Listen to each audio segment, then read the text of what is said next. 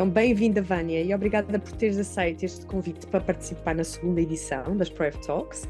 É um gosto estar aqui contigo e dar-te esta oportunidade também para a nossa comunidade de conhecer, que obviamente aqui o mais importante também é dar a conhecer os nossos convidados, o percurso que têm feito e a forma como estão a contribuir para este tema do ponto de vista de promoção de saúde em contexto de trabalho e de bem-estar no trabalho. Então, pedi que te apresentasses, falasses um bocadinho do teu percurso e do que estás envolvida atualmente, do ponto de vista do trabalho. Sim. Olá, Liliana. Em primeiro lugar, o agradecimento é mesmo meu, e por, essencialmente, enfim, o meu percurso é muito, posso falar um bocadinho sobre ele e é a questão que me acabaste de colocar, mas é muito voltado para a academia, não é? No sentido académico e realmente não nos faz sentido fechar a academia sem partilharmos os estudos, sem partilharmos o que é que as teorias e os estudos nos andam a dizer sobre as práticas que também temos vindo a observar e que são o dia-a-dia das pessoas nas organizações e, portanto, ter a oportunidade de vir fazer essa partilha é realmente um gosto enorme. Enfim, então partindo aqui para o meu percurso, eu comecei a trabalhar numa área que não tem nada a ver com a psicologia organizacional, não é? E eu formei-me em Ciências da Educação, fiz mestrado nessa área, em formação de adultos, e fui trabalhar numa instituição com pessoas com deficiência e incapacidade, e estive lá durante cerca de 6 anos. E um trabalho muito desafiante, um trabalho também muito desgastante para as pessoas que lidam diariamente com pessoas com deficiência e incapacidade. Isto é interessante poder também agora rever isso e falar disso. Porque aqui as exigências são realmente específicas, muito específicas, especiais, e foi estar também nesse contexto que me fez pensar na importância que tem tratarmos bem dos trabalhadores, do bem-estar dos trabalhadores. E foi isso que me levou a querer estudar mais, vir para Lisboa, fazer o doutoramento, que eu sou de Coimbra e fiz a minha formação toda lá, então vim para Lisboa fazer o doutoramento e desde há 12 anos a esta parte, dedicar-me à investigação sobre o que é que são estes contextos de trabalho saudáveis, com particular foco nesta questão da conciliação entre o trabalho e a vida familiar pessoal. Uhum. E é precisamente hoje que vamos conversar sobre isso, não é? E quem melhor do que tu, Sim. que tens investigado tanto nesta área, para partilhar connosco um bocadinho aquilo que também nós sentimos que às vezes as organizações não têm assim tão presente, não é? Que a ciência já nos diz, que nós já sabemos que são boas práticas e que há aqui formas de conseguir esta conciliação e esta integração vida-trabalho. Hoje em dia até se fala muito da expressão integração vida-trabalho de uma forma mais feliz, não é? Para todos e também com melhores resultados para a organização. Então, olha, primeira pergunta é: o que é isto, uma cultura organizacional familiarmente responsável numa organização? Hum. Ok. Eu acho que é a pergunta, se calhar, podia ser assim uma primeira pergunta ou uma última pergunta, porque a cultura é tudo.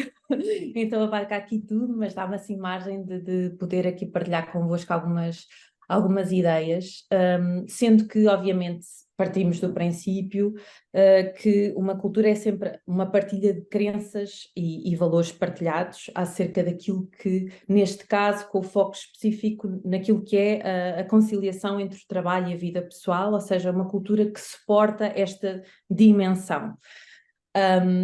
E como é que isto interessa-nos não só saber o conceito, o que é, mas depois como é que isto na prática se visualiza, não é? E ainda hoje de manhã eu estava a dar uma aula sobre este conceito e onde coloco sempre a imagem de um iceberg na aula, porque realmente nós temos, sobre esta temática da conciliação trabalho-família, temos uma tendência a pensar, e se perguntarmos, a tua empresa é familiarmente responsável, vamos pensar nas práticas amigas das famílias. O que é que existe que a empresa proporciona para a existência enfim, de uma facilitação entre a conciliação entre estes dois domínios. As práticas e a imagem do iceberg é porque eu coloco, é realmente a ponta, não é? A ponta do iceberg que andará à deriva se não existir toda a base que é necessário trabalhar e que é esta cultura de suporte, não é? E como é que isto se faz, não é? Como é que então chegamos a esta cultura de suporte e o que é que temos vindo a perceber, a estudar neste domínio? Basicamente, não há uma receita mágica, não é? Eu gostava muito de a poder dizer, mas não há, mas há práticas hum, e há orientações que nos dizem quais são, o que é uma chave neste sentido de criar uma cultura de suporte. O que temos vindo a observar é que a informalidade de práticas, não somente estas práticas formais, mas depois existirem certas práticas informais que fazem com que lá está esta partilha de crenças e de valores que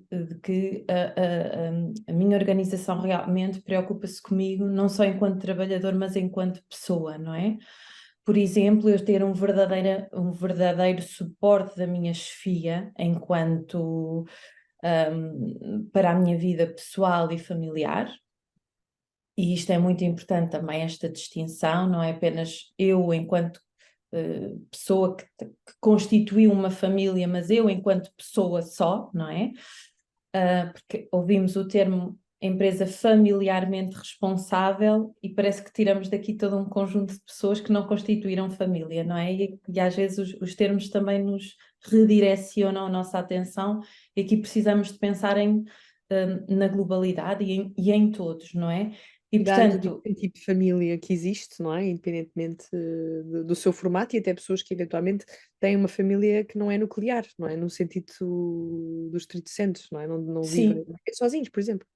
sim, exatamente, até porque quando pensamos em apoiar verdadeiramente a pessoa e que existe uma verdadeira cultura de suporte, a tendência para algumas práticas pode ser, por exemplo, uma série de medidas que digam respeito a apoiar a parentalidade, não é? E depois temos uma grande, grande parte dos trabalhadores não têm realmente, não são pais e ou estão em início de carreira ou já estão em preparação para a reforma. Então, como é que chegamos até estes? Porque também eles têm uma vida pessoal e precisam de ser tratados nesse sentido. E, portanto, aqui o termo cultura precisa, para explicá-lo, não é? Que era o nosso foco inicial, o termo cultura precisa de chegar a tudo isto, não é? Uma empresa familiarmente responsável não é aquela que dá aquele cabaz quando o filho nasce, que é um miminho muito bom e apreciado, não é? Mas é muito mais do que isso, é aquela em E também não é que aquela só que tem uma certificação, certo? Porque pois, exatamente, pronto, é isso tudo, não é de todo essa que tem a certificação, não é? Portanto, por isso é que eu falava isso, Liliana, por isso é que eu falava aqui da parte informal, que temos visto que conta mais do que todas as outras, não é? Perguntamos muito, isso só quando fazemos estudos e nos questionários, logo, há sempre duas questões que nos fazem logo pensar se isto está a funcionar bem, se o motor está a funcionar bem aqui no que diz respeito à conciliação. O conjunto de práticas que existe, não é? É debatido e, portanto, existe um questionário onde passa o conjunto de práticas. A sua organização tem estas práticas? Pergunta número 1. Sabe da sua existência? E a maioria das vezes, nem todos os trabalhadores sequer têm a noção do conjunto de práticas que a organização está a oferecer. Pergunta número 2 é se usa ou se já usou. E, portanto, a pergunta número 2 leva-nos a perceber se realmente essa cultura está bem montada, se as práticas são realmente aquelas que a pessoa precisa ou não. E diz-nos, logo daqui, temos muita informação. Se a comunicação realmente é fluida neste sentido, se há aqui uma barreira que pode ser as crenças que estão a ser passadas do uso daquelas práticas, nomeadamente, sei lá, práticas de flexibilidade de horário, mas se a minha chefia está lá sempre a horas, então eu vou fazer a leitura que tenho que estar a horas e tenho que sair à hora que a chefia está a fazer, está a sair. E portanto, E, portanto, e há que uma crença. interpretação, mesmo que haja procedimentos e formas, não é? De criar essa flexibilidade, de criar e proteger aqui uma melhor conciliação, não quer dizer que as pessoas não interpretem e depois não, não façam o seu ajustamento, não é? Do ponto de vista, Sim, se eu achar que posso usar, mas se tem consequências, se calhar eu prefiro não ter essas consequências negativas, não é? E, portanto, acabo claro, por usar aquilo que está disponível. sim. Olha, na tua opinião, qual das situações é a mais comum, segundo a investigação? É o conflito trabalho-família ou o enriquecimento trabalho-família? Aqui para a nossa comunidade também era importante definir estes conceitos. Ok, Ora, ok. Pronto, então vou ser boa aluna e vou definir os conceitos, está bem? Sim, o conflito de trabalho-família é realmente quando eu me sinto que há uma incompatibilidade de papéis, não é? Quando eu sinto muita dificuldade em conciliar estas duas dimensões e ele revela-se em três padrões, não é? Eu posso ter conflito de tempo, não é? Não conseguir chegar a estas duas esferas porque não tenho tempo, o meu tempo é limitado. Vulgarmente, o trabalho retira tempo à minha vida pessoal e familiar. Depois, a componente do stress, não é? Fruto do stress que vivo no trabalho, então, esse stress é transmitido para o outro lado e isso gera um conflito.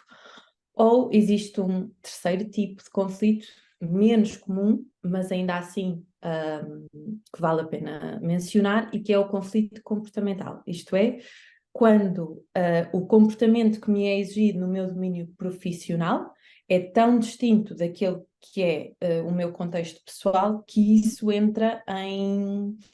Uh, isso não é benéfico para a pessoa, não é? Por exemplo, a pessoa que tem um alto cargo de chefia e que depois em casa também tem que fazer sempre, ou encara a função familiar como também sempre alto cargo de chefia, e não tem que ser sempre assim, tem que haver cedências, não é? E isso pode entrar ali em colisão com o domínio familiar. Ou se quiserem um exemplo assim mais, pessoas que, por exemplo, com cargos em funções mais de militar, etc., em que é preciso encarar ali uma postura muito, enfim, muito militar, muito séria, etc., e quando não conseguem despir esse papel para a sua vida pessoal e familiar, isso causa-lhes realmente atrito. E depois a investigação, isto foi também uma área que me apaixonou de investigar este domínio, tem dito que não nos focamos só neste domínio negativo, neste conflito, também existe uma vertente positiva a que precisamos de olhar entre o cruzamento destas esferas pessoal e de trabalho.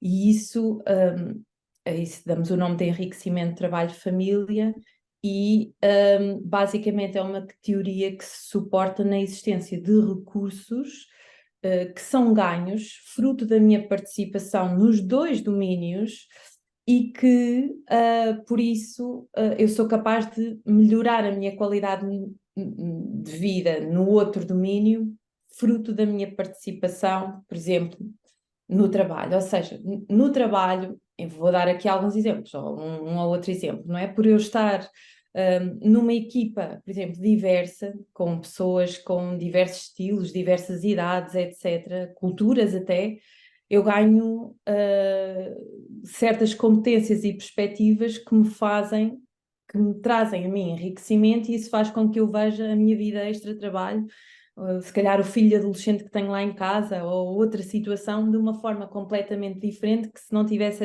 essa ginástica mental, digamos assim, não é? E, portanto, há uma série de recursos, de ganhos, de competências, de perspectivas que transitam de um domínio para outro e com esta melhoria de qualidade de vida. Que é a perspectiva Liliana, positiva, não é? Ou seja, o trabalho também nos enriquece. E nestas questões de saúde e bem-estar, por vezes demoniza-se o trabalho, como se o trabalho fosse sempre o foco de stress ou desgaste ou eventualmente de maiores riscos, não é? Mas na verdade há imensos ganhos do ponto de vista de saúde, bem-estar, de desenvolvimento, competências, que não pode ser ignorado, não é? E que efetivamente trazem grandes benefícios para as pessoas e melhor qualidade de vida, não é? E qualidade de vida e trabalho. E é isso que é o enriquecimento. O que é que tu achas que é mais comum? Encontra-se mais conflito de trabalho-família ou já se começa a encontrar também, até do ponto de vista da investigação, mais evidências de enriquecimento? Um, uma parte interessante da investigação que temos feito diz-nos que elas não se anulam, o conflito não anula o enriquecimento e, portanto, acontece em simultâneo, não é? Eu gosto de estar sempre aqui uma visão positiva, e ela existe realmente. Nós vimos uma evolução fantástica organizacional dos últimos anos, de organizações que começam a olhar para estes temas e com práticas excelentes, não é? E é curioso que, quando estamos aqui a falar do enriquecimento de trabalho-família, não estamos a falar de práticas propriamente voltadas para ou diretamente, aquele pacote de práticas diretamente voltadas para a conciliação. Estamos a falar de dar competências aos formadores de gestão de tempo, de gestão de projetos, etc. Isso tudo vai gerar neles um sentido de autoestima, autoeficácia e tudo mais que depois se move para outros domínios. E, portanto, o enriquecimento tem vindo a crescer por este sentido que tem vindo a crescer também nas organizações de trabalho com propósito, etc. Agora, claro que não poderia deixar de dizer que as exigências também são cada vez mais, não é? A inteligência emocional, a inteligência artificial está aqui a bater-nos à porta, não é? E consegue-nos responder a tudo, a todas as horas, não é? E trabalha muito rápido, portanto, as organizações também correm para respostas muito rápidas, para altos níveis de produtividade, e as exigências são muitas, e como as exigências são muitas, esta questão de conflito de tempo, de stress, não deixa de estar presente, obviamente, não é? É quase como precisamos de muito mais ferramentas, não é? Ou seja, para fazer face a este crescendo de exigências, é um contexto, como estava a dizer, cada vez mais complexo, cada vez mais acelerado e depois também com muito que nos obriga a estar constantemente a aprender, não é? E a adaptar. Isso obviamente traz aqui uma maior pressão sobre nós próprios, não é? Que nem sempre nós conseguimos mobilizar os recursos a tempo, não é? Ou seja, acabamos por muitas vezes não conseguir mobilizar esses recursos a tempo. Olha, a integração trabalho-família, tem melhores benefícios do que a tentativa de nós segmentarmos, não é? Este conceito que vem muito, e aliás depois foi reforçado durante o período da pandemia, que é as dimensões estarem mais integradas. Tem melhores benefícios e que riscos é que possa existir também nesta integração, das várias dimensões, trabalho e vida pessoal? Sim, pronto, isso é outro, a integração e a segmentação são outras áreas, dentro deste domínio da conciliação é outra grande teoria que se designa aqui a teoria das fronteiras e que nos mostra que há estes dois polos, não é? Eu posso ser mais segmentador, isto são mesmo estilos pessoais que posso adotar, no sentido de que tenho muito bem definido aquilo que é o meu trabalho e o meu tempo de trabalho, a minha vida pessoal e familiar, e portanto sou daquelas pessoas que não coloco o meu telemóvel, vou dar exemplos aqui no extremo, não é? Isto é um contínuo, mas não coloco o meu telemóvel na secretária para não haver distrações, então sou altamente segmentador, até tenho e-mails separados trabalho e pessoal, portanto sou altamente segmentador, ou, por outro lado,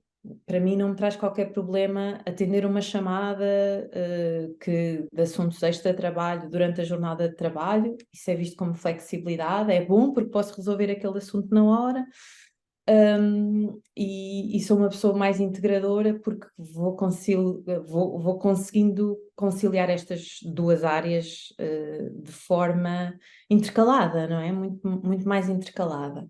E é verdade, como estavas a dizer, Liliana, a pandemia foi aqui Acelerador. um acelerador, porque colocou-nos a trabalhar em casa e isso fez com que as barreiras físicas, a barreira física do trabalho se esbatesse completamente e aqui esta questão da fronteira fosse logo chamada aqui a atenção. Agora não há aqui uma fronteira física, como é que eu como é que eu me vou disciplinar, não é? E ainda que há a pergunta, bom, então, o que inicialmente, até vos dizer, o que os teóricos disseram é que isto não há um estilo ideal, depende da pessoa, não é? Se é confortável para ti, atendes a uma chamada extra trabalho durante a jornada, excelente, não é? Porque está tudo bem. Agora, também nos chamaram a atenção para outros aspectos, que é as consequências negativas que quer um extremo, quer outros podem trazer. Uhum. E o que nós temos vindo a verificar, sem dúvida, é que ter uma postura segmentadora tem mais benefícios para a pessoa, não é? Porque a integração obriga-nos a um constante redirecionar de foco, não é?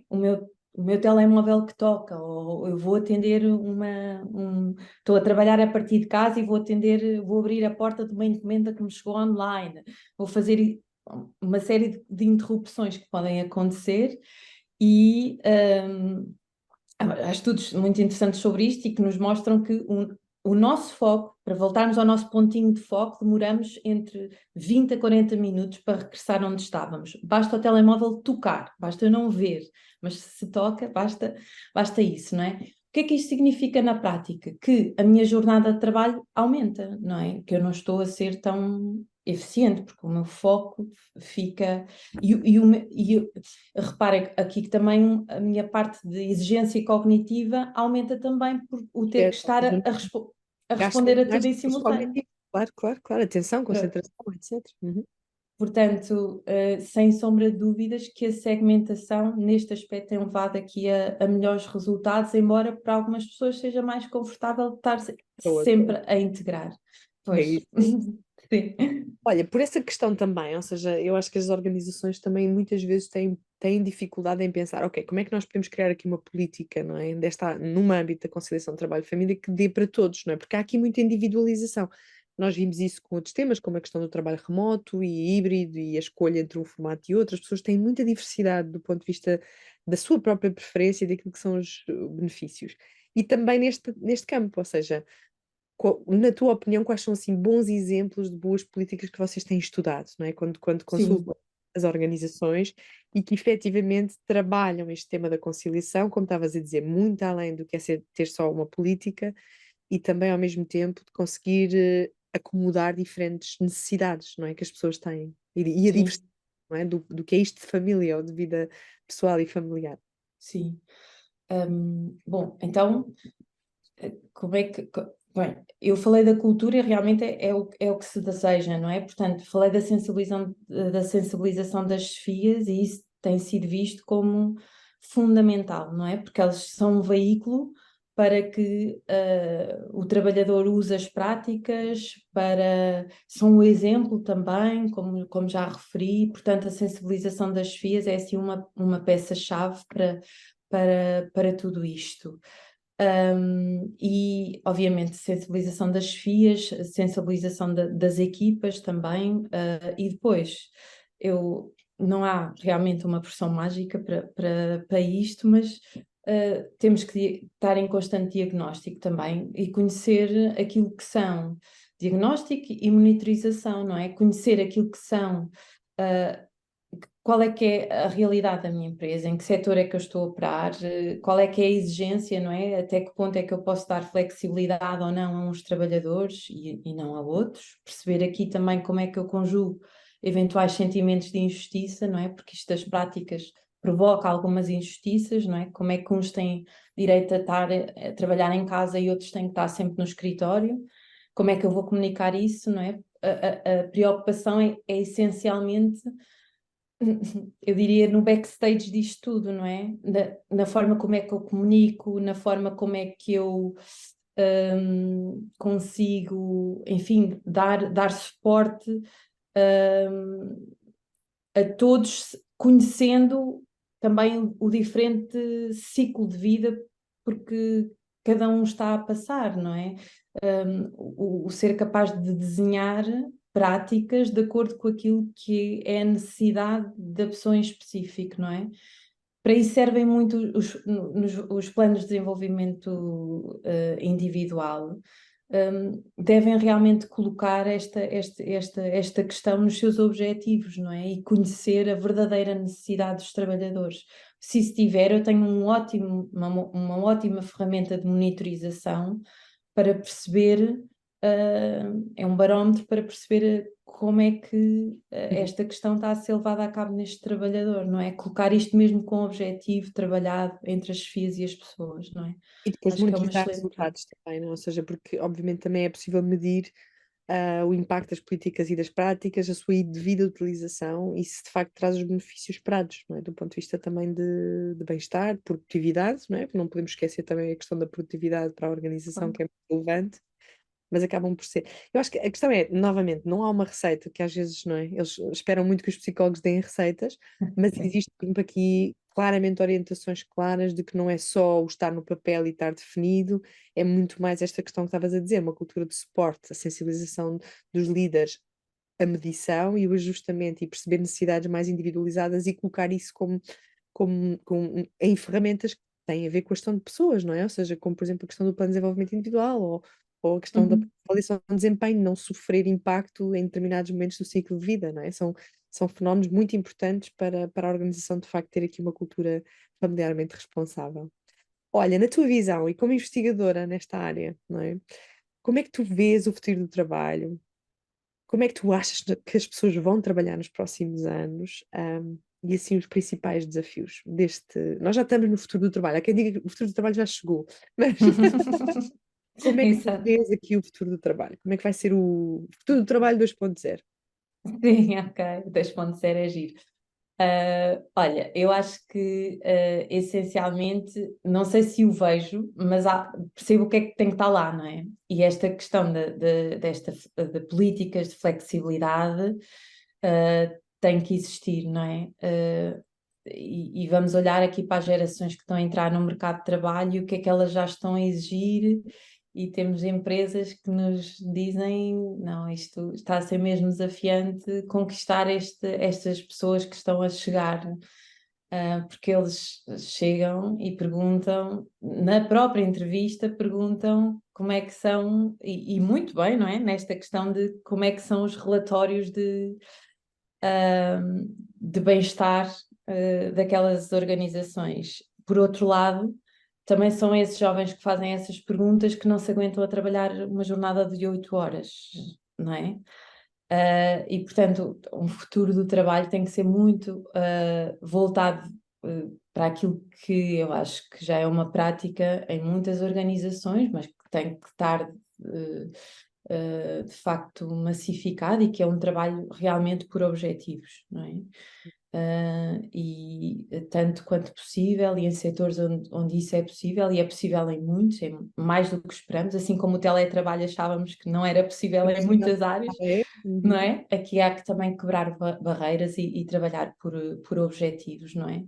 E conhecer realmente o futuro tem que dar primazia a conhecer realmente a pessoa, esta pessoa que temos, um, para além daquela função, não é? Porque agora há um fenómeno e fala-se muito do languishing versus flourishing, não é? O languishing é o meu estado de apatia, o meu estado de estar a trabalhar desconectado, para o flourishing, que é o trabalho com propósito, o trabalho com sentido, estar verdadeiramente ligado àquilo que estou a fazer. E eu só consigo estar verdadeiramente ligado quando eu sinto que estou a ser verdadeiramente desafiada, não é? E para isso não é só o meu eu profissional, é eu sentir que eu estou pleno em todas as áreas da minha vida. E se a minha organização não tem em consideração essas áreas, então realmente eu não chego a este estado de satisfação, e que é benéfico para as organizações, porque Claro que lhes sim. traz. E elas precisam, e já estão a perceber que precisam, não é? Ou seja, não é só uma questão transacional. O trabalho não pode estar ancorado só numa dimensão transacional, particularmente porque estas gerações precisam desse alinhamento também com os valores, com a cultura de trabalho, com a experiência, Uhum. com a vivência. Ou seja, não conta só.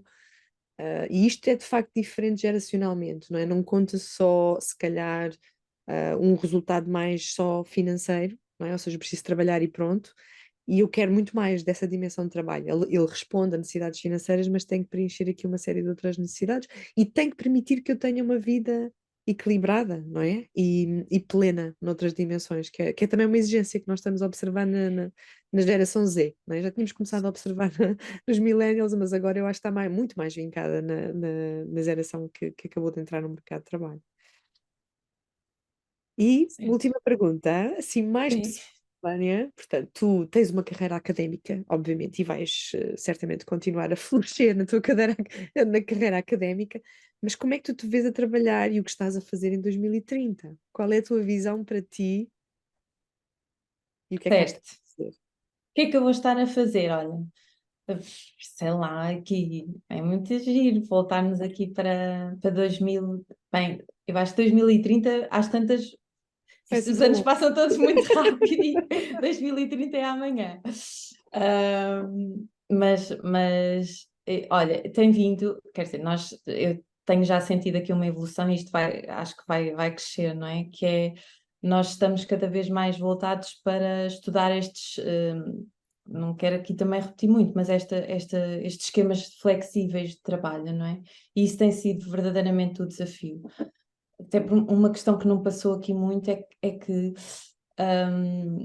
isto é verdadeiramente desafiante também para o investigador, porque dar total flexibilidade a um trabalhador também pode não ser benéfico e ele pode nos estar a trabalhar até na cama ou até tardiamente e, portanto, não ter aqui um boundary definido, não é? E, portanto, esta questão da flexibilidade continua-nos a inquietar muito enquanto investigadores e a querermos procurar, no fundo, conhecer mais esta realidade e como é que as organizações podem responder a elas, a isto. E eu, felizmente, sinto que há cada vez mais trabalho nesta área, portanto, acho que em 2030 eu espero que esteja ainda a trabalhar nesta área porque também faço não só academia, mas também consultoria relativamente a estas questões. Espero ver cada vez mais organizações com interesse na temática e com práticas efetivas, não é? Eu sinto que quando comecei a estudar isto era basicamente, falava-se das práticas amigas da família e não era um tema que tivesse tão em cima da mesa como está hoje e, portanto, acho que em 2030 espero que esteja mais arrumado do que nunca e que eu tenha mais trabalho sobre isso. Também de consultoria, não é? E ajudar as organizações a desenhar não só estas culturas, como estas políticas, como estas práticas, e ao mesmo tempo Sim. perceber como é que a própria evolução, não é? Da questão da flexibilidade da conciliação vai exigir, porque obviamente vai sempre haver um efeito aqui de mudança sobre quais são as necessidades que as pessoas efetivamente sentem, e os limites, como estavas a dizer, e bem, não é? Há Sim. sempre limites, não é possível desmaterializar totalmente, não é? Esta questão dos limites no trabalho ou das exigências, mas que acaba por ser aqui uma área de crescimento também, não Sim. só de produção de conhecimento, como depois da sua aplicação em termos de consultoria. Por isso, Vânia, foi um prazer estar contigo e ter Obrigada. de parte, ou pelo menos introduzir aqui à nossa comunidade de Boundmakers o tema, não é, da conciliação, o tema do conflito de trabalho-família e do enriquecimento de trabalho-família e desta dimensão positiva também que esta questão das dimensões de trabalho-família pode ter no indivíduo e que nem sempre é tão falado, não é? Fala-se muito mais de conflito de trabalho-família do que propriamente de enriquecimento de trabalho-família e por isso houve aqui muitas aprendizagens e muita partilha. Um grande beijinho e até uma próxima. Obrigada, Liliana. Um beijinho também.